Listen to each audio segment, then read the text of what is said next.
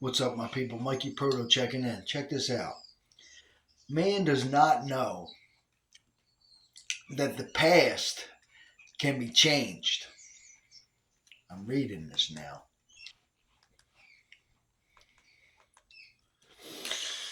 He believes it to be fixed, unchangeable, beyond his reach. Yet the past is not dead, it lives in the present. What you call the past exists only as it is remembered. In consciousness, there is no past and no future. All things exist now. Creation is finished. Time is only the arrangement of states. What you remember is what you perpetuate. You say you are weary. You say the world presses upon you. That appearances dictate your life. That you are unequal to demand. You feel governed by conditions. As though circumstance had power over you. The incident is over. The scene is finished. Yet you remain in the feeling of it. You rehearse the reaction, you dwell in the state. And what you continue to occupy, you must experience again. It's not a cruel destiny laid upon you from without. It's not a blind God punishing you. You are faithful to the state you occupy. And that state is objectified. I tell you again, the world is yourself pushed out.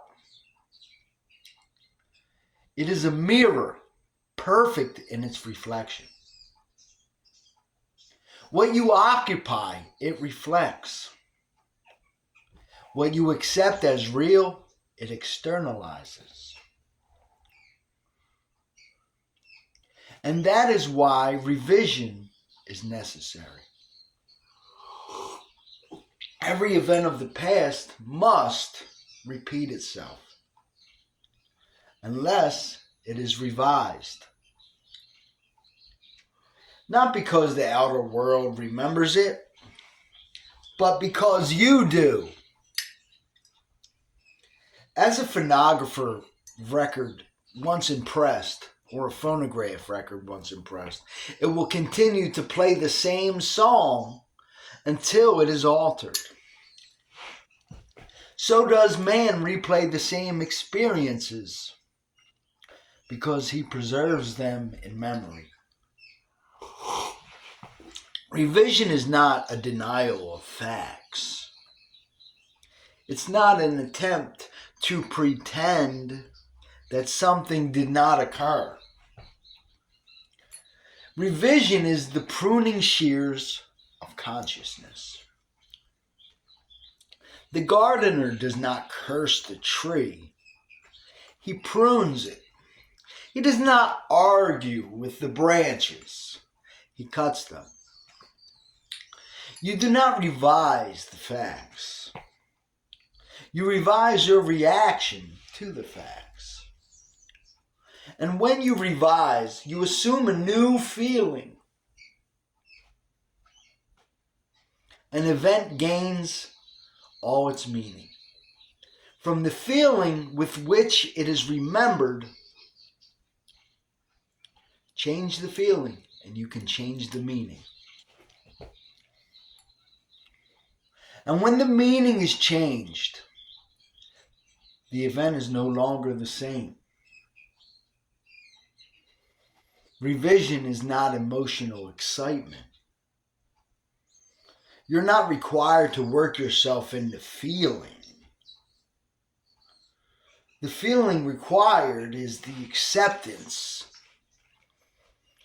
that it was as you would have it to be, not as hope.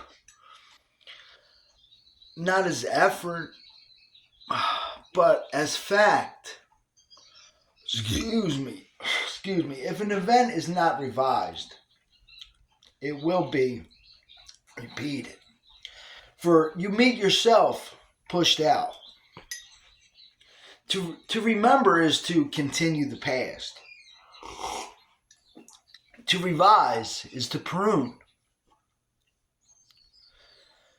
And what you prune away no longer bears fruit. I ask you to take the most recent event of your day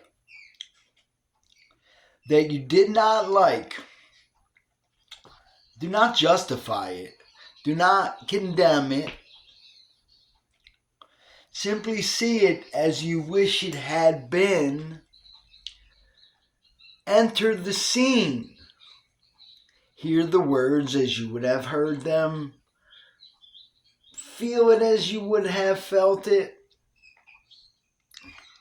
Then fall asleep in that revision. If you persist in revising the day before sleep, you will discover that the future conforms to your revision. A woman came to me disturbed by an incident that had taken place that day.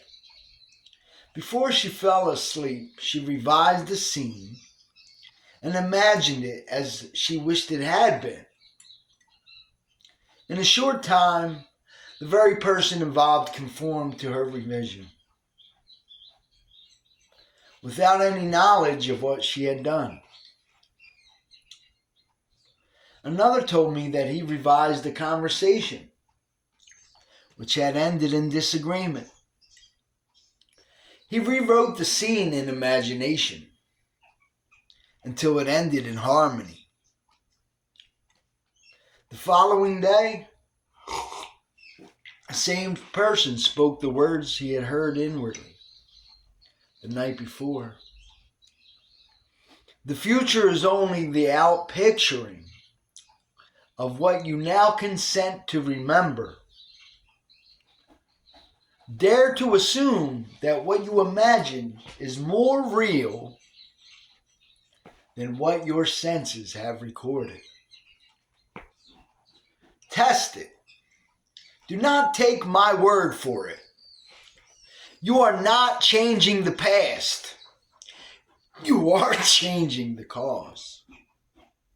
For you will discover that what you dare to assume objectifies itself, and you will find that imagination is the only redemptive power in man. Imagination crucifies the old man and resurrects the new. You are the operative power. There is no other.